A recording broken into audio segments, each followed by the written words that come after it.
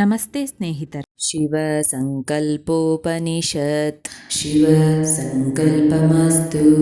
ಏನೇದಂ ಭೂತಂ ಭುವನಂ ಭವಿಷ್ಯತ್ ಪರಿಗೃಹೀತ ಮಾಂ ವೃತ್ತೇನ ಸರ್ವಂ येन यज्ञस्थायते सप्त ओत तन्मे मनः शिवसङ्कल्पमस्तु येन कर्माणि प्रचरन्ति धीरयतो वाचमनसा चारुयन्ति यत्संमितामनो संयन्ति प्राणिनास्तन्मे मनः शिवसङ्कल्पमस्तु येन कर्माण्यपसो मनीषिणो यज्ञे कृण्वन्ति विदतेषु धीरः यतः पूर्वं यक्षमन्तः प्रजानां तन्मे मनः शिवसङ्कल्पमस्तु यत्प्रज्ञानमुदाचेतो धृतिश्च यज्ञोतिरन्तरमृतं प्रजासु यस्मान्नरते किञ्चन कर्म क्रियते तन्मे मनः शिवसङ्कल्पमस्तु सुशारदिरश्वानिव यन्मनुष्यानि नियते बीषुभिर्वाजिन इव हृत्प्रतिष्ठं यदचिरं जविष्ट तन्मे मनः शिवसङ्कल्पमस्तु यस्मिन् ऋचः सामायजोषि यस्मिन् प्रतिष्ठित रतनाभाविवारः यस्मिंश्चित्तं सर्वमूतं प्रजानं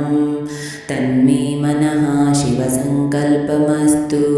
यदत्र षष्ठं त्रिशतं सुवीरं यज्ञस्य गुह्यं नवनावमायं दशपञ्चत्रिंशतं यत्परं च तन्मे मनः शिवसङ्कल्पमस्तु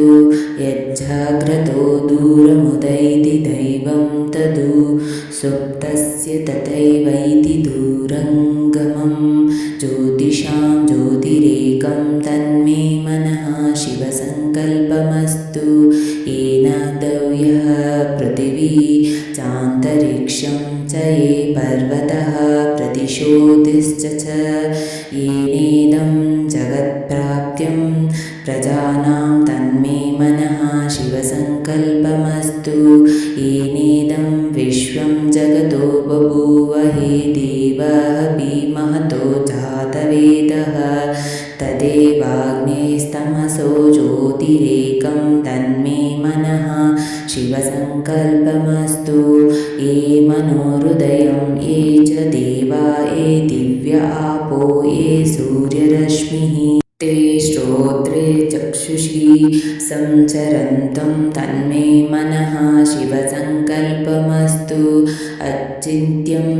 च प्रमेयं च व्यक्ताव्यक्तपरं च यदा सूक्ष्मात्यूक्ष्मतरं ज्ञेयं तन्मे मनः शिवसङ्कल्पमस्तु एका च दशशतं च सहस्रं चायुतं च नियुतं च प्रयुतं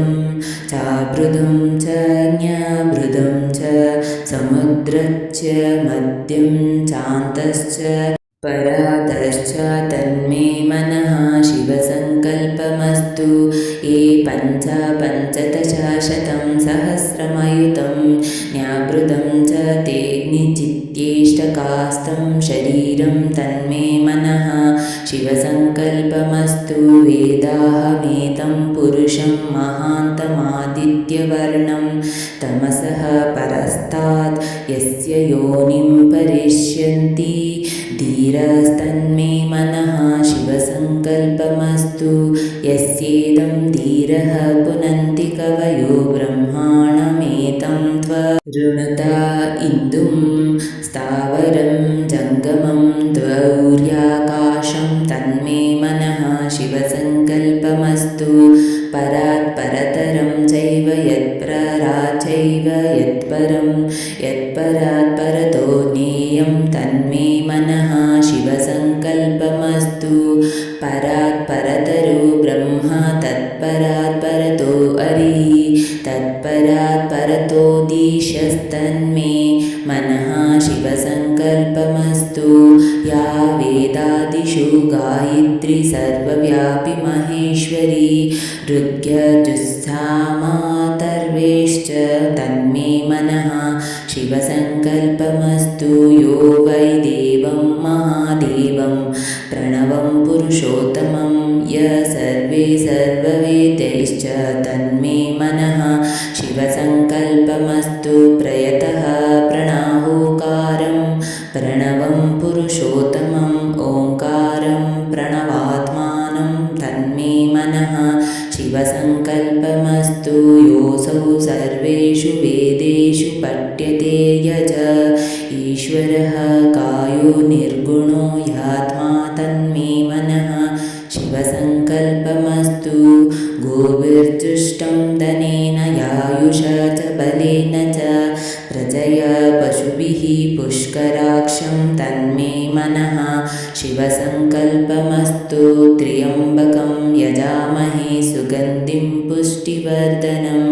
उर्वारुकमिव वन्दनाद्यो मुक्षीयमामृतात्मे मनः शिवसङ्कल्पमस्तु कैलासशिखरे रम्ये शङ्करस्य शिवालये देवतास्तत्र मोदन्ते तन्मे मनः शिवसङ्कल्पमस्तु विश्वताक्षरतु विश्वतोमुखो विश्वतो हस्त उत विश्वतास्पात् सम्बाहुभ्यां नमति सम्पतत्रैद्य वाक्पृथिवी जनयन् देव एकस्तन्मे मनः शिवसङ्कल्पमस्तु चतुरो वेदानधीत सर्वशास्त्रमयं विदुः इतिहासपुराणानं तन्मे मनः शिवसङ्कल्पमस्तु मानो महान्तमुतमा नो हर्बकं मान उक्षतं मुतमान उक्षितं मानो वदिः पितरं मोद मातरं प्रियमानः तनुः रुद्ररीरीशस्तन्मे मनः शिवसङ्कल्पमस्तु मानस्तोके तनये मान आयुषि मानो गोषु मानो अश्वेषु रीरिषः वीरान्मानो रुद्रभामितो वदिर्हविष्वन्तः नमसा विदेमदे तन्मे मनः शिवसङ्कल्पमस्तु ऋतं सत्यं परं ब्रह्म पुरुषं कृष्णपिङ्गळम् ऊर्ध्वरेतं विरूपाक्षं विश्वरूपाय वै नमो नमः तन्मे मनः शिवसङ्कल्पमस्तु कद्रुद्राय प्रचेतसे नीडूष्टमाय तव्यसे ओचेम शन्तमं मृदे सर्वो एष रुद्रस्ततैरुद्राय नमो अस्तु तन्मे मनः शिवसङ्कल्पमस्तु ब्रह्मादज्ञानं प्रथमं पुरस्तात् वीसीमतः सुरुचो वेन आवह स बुध्निया उपमा अस्य वेष्टा सतश्च योनिम् असतश्च विवस्तन्मे मनः शिवसङ्कल्पमस्तु य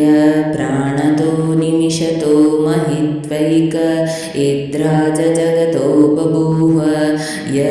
ईशे अस्य द्विपदश्च तुष्टदः कस्मै देवाय अविशविदेम तन्मे मनः शिवसङ्कल्पमस्तु य आत्मदा बलदा यस्य विश्वे उपासते प्रशिशं यस्य देवः यस्य छायामृतं यस्य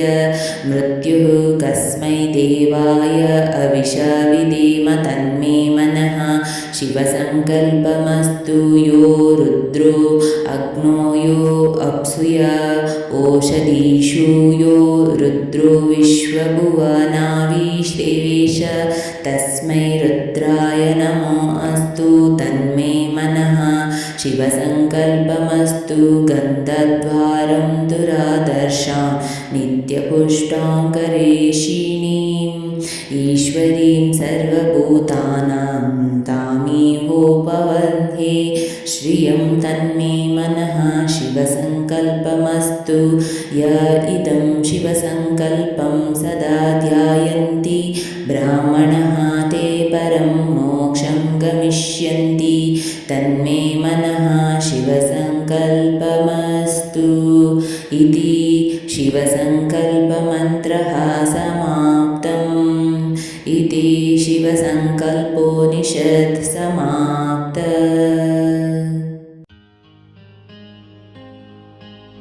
ಸ್ನೇಹಿತರೆ, ಈ ವಿಡಿಯೋ ಇಷ್ಟವಾದಲ್ಲಿ ಲೈಕ್, ಶೇರ್ ಆ್ಯಂಡ್ ಕಾಮೆಂಟ್ ಮಾಡಿ. ಮುಂದಿನ ವಿಡಿಯೋಸ್ಗಳಿಗಾಗಿ ಚಾನಲ್ ಅನ್ನು ಸಬ್ಸ್ಕ್ರೈಬ್ ಮಾಡಿ. ಧನ್ಯವಾದಗಳು.